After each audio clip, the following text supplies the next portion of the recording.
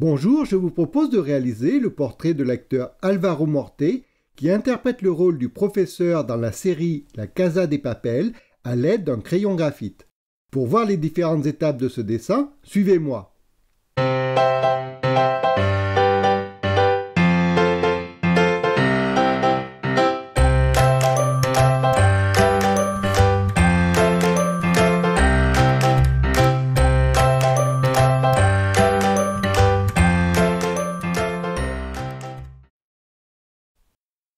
Pour réaliser ce dessin, vous aurez besoin du matériel suivant. Un support de dessin ayant des dimensions suffisantes pour accueillir 2 feuilles A4 côte à côte, une feuille de papier à dessin, au moins un crayon graphite HB et si possible un autre pourvu d'une mine 2B ou 3B, ainsi qu'une gomme mie-de-pain ou une gomme caoutchouc. Pour construire votre grille et établir vos repères, vous aurez également besoin d'une règle graduée d'une trentaine de centimètres.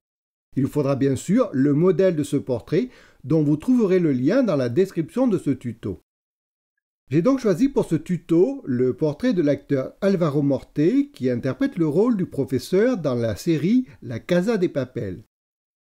Ce choix m'a bien sûr été guidé par mon intérêt personnel pour la série, mais aussi pour certaines caractéristiques de cette image. En effet, ce portrait est vu de 3/4 et les zones d'ombre sont relativement bien visibles.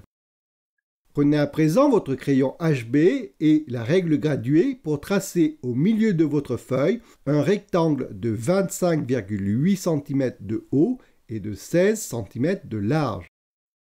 Divisez la largeur du rectangle en 4 colonnes de 4 cm.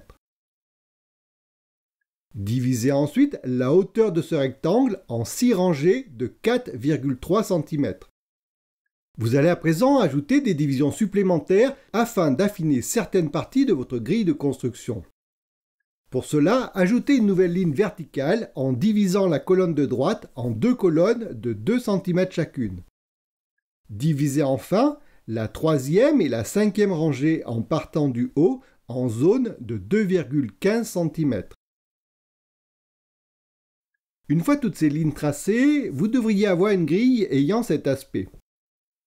Vous allez donc maintenant utiliser cette grille de construction pour dessiner la forme schématique de ce visage.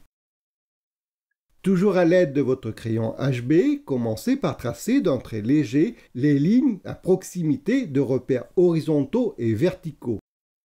Vous pouvez par exemple tracer la base du menton et le bord droit de la joue délimité par les cheveux, ainsi que la ligne verticale à l'avant du front et en haut la racine des cheveux.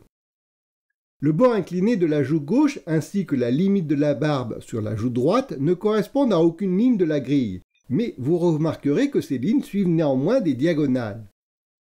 Procédez de la même façon pour dessiner la chevelure, les autres parties de la barbe et le cou, c'est-à-dire en utilisant les lignes horizontales et verticales de la grille, mais aussi en déterminant l'inclinaison des lignes obliques.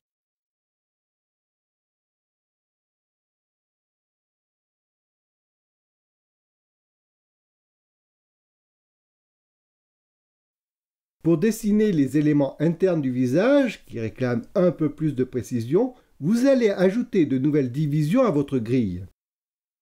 Partagez ainsi la 4e rangée en partant du haut en 3 parties de 1,43 cm chacune. Puis, réalisez la même opération en divisant la 2e colonne en partant de la droite en 3 parties de 1,33 cm chacune.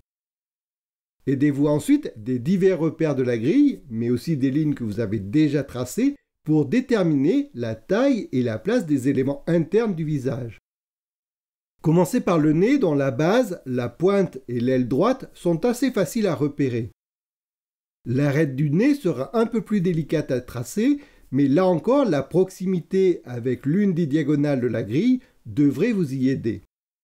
Vous remarquerez au passage que la pointe du nez relève légèrement. Puis, en vous basant sur la grille et le dessin du nez, commencez à placer les lèvres supérieures et inférieures de la bouche. Une fois la bouche et le nez dessinés, vous ne devriez pas avoir trop de problèmes pour tracer les limites de la moustache. Continuez votre dessin en traçant les lignes principales des montures de lunettes. Puis, utilisez la grille et les lunettes que vous venez de tracer pour dessiner les yeux. Pour dessiner ces éléments, vous pouvez également vous aider de mesures relationnelles en cherchant l'alignement de certains points. Par exemple, vous remarquerez que la ligne verticale à l'aplomb de l'aile du nez passe également par la pointe de l'œil droit.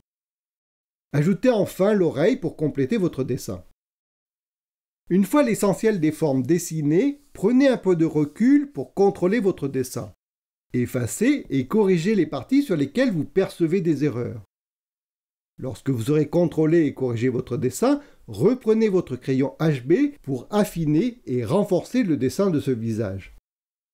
Vous allez donc à présent entrer un peu plus dans le détail en dessinant de manière plus précise le nez, mais aussi les yeux et les éléments autour comme les sourcils, les poches sous les yeux, le bord du nez et bien sûr les lunettes du professeur. Ces éléments sont très importants pour obtenir la ressemblance. Prenez bien votre temps et observez attentivement le modèle pour les dessiner. Lorsque vous aurez repris les principaux éléments du visage et que vous n'aurez plus besoin de la grille pour contrôler leur place et leurs proportions, prenez votre gomme pour effacer la grille de construction. Pensez à maintenir votre feuille pour éviter de la froisser et veillez en réalisant cette opération à ne pas trop effacer les éléments du portrait. Une fois votre dessin nettoyé, reprenez les formes qui ont été effacées et profitez-en pour préciser une dernière fois vos tracés. Il est en effet très important que les diverses lignes des contours externes et internes soient le plus exactes possible avant de commencer à ombrer votre dessin. Alternez ainsi les phases de dessin, puis le contrôle et la correction de vos tracés. C'est seulement lorsque le dessin de tous les éléments vous semblera correct que vous pourrez commencer à modeler les ombres sur le visage. Pour cela, commencez par délimiter les zones d'ombre afin de les remplir d'une valeur moyenne à l'aide de votre crayon HB. Pour l'instant, contentez-vous de remplir les zones d'ombre d'une valeur uniforme sans chercher à restituer la sensation de volume. N'oubliez pas d'appliquer une première valeur également aux cheveux et à la barbe de façon à pouvoir comparer les valeurs entre elles. Prenez ensuite un crayon plus gras du type 2 ou 3B pour poursuivre le travail des valeurs. Augmentez ainsi progressivement l'intensité des zones d'ombre tout en précisant chacune des formes.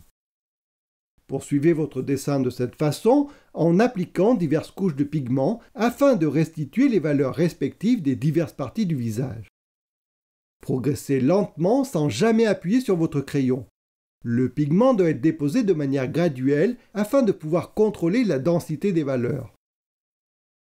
Lorsque vous aurez restitué les valeurs correspondant aux parties sombres du visage, commencez à appliquer de très légères hachures aux zones de valeur moyenne. Comparez régulièrement votre dessin au modèle afin de restituer de manière précise l'intensité lumineuse de chacune des parties du visage. Si vous avez trop foncé une partie, utilisez votre gomme mie-de-pain pour en diminuer l'intensité. Prenez régulièrement du recul afin de juger de l'effet obtenu et vérifiez que vos valeurs restituent bien les divers reliefs de ce visage. Poursuivez votre dessin de cette façon avec vos différentes gradations de crayon et la gomme jusqu'à ce que ce visage ressemble au modèle.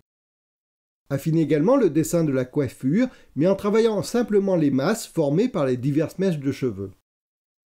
Cette opération de l'ombrage peut prendre plus ou moins de temps selon le degré de réalisme que vous souhaitez obtenir. Finalisez votre dessin en affinant les valeurs et en ajoutant les détails jusqu'à ce que vous soyez satisfait du résultat. Voilà, le dessin de ce portrait de l'acteur Alvaro Morte est à présent terminé. J'espère que ce tuto vous a plu et que vous avez pris plaisir à dessiner ce portrait à l'aide de crayons graphite. Si vous souhaitez avoir plus de renseignements sur la construction d'un dessin, l'utilisation de repères et la prise de mesure, reportez-vous au volume 2 de mon cours Les clés du dessin. Vous trouverez ce cours ainsi que celui consacré au dessin de visage et à la réalisation de portraits sur le site 123atelier.com.